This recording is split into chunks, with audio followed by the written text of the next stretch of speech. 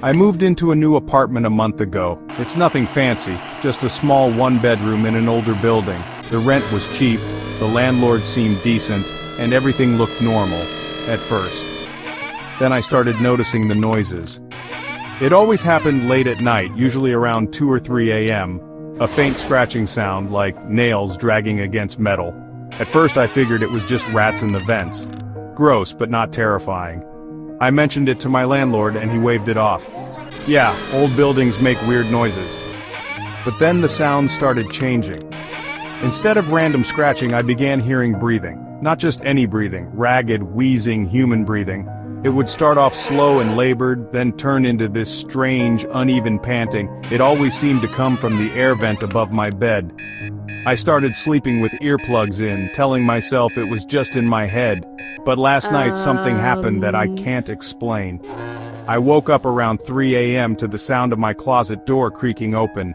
I sat up, heart pounding. The room was dark, but I could make out the shape of my closet door, wide open when I know I shut it before bed. Then I heard it. That same wheezing breath coming from inside the vent. I stared at it, frozen, and then I saw fingers.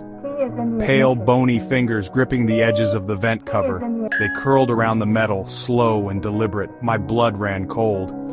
I scrambled out of bed and ran for the door, but as I did, I heard the vent cover pop off and hit the floor with a metallic clang. I didn't stop. I didn't look back. I ran out of my apartment and didn't stop running until I was in my car. I called my landlord and told him someone had broken in. The cops came and searched my apartment, but they didn't find anyone. Nothing was stolen, nothing was disturbed, except the vent cover was lying on the floor, and the inside of the vent had deep scratch marks along the metal. I'm writing this from a motel. I haven't gone back yet. But the worst part? My landlord just called me.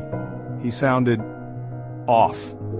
He said, "I need to tell you something. The last guy who lived in that unit, he swore something was living in the vents too." Then he hung up. I don't know what to do, but I'm never sleeping there again.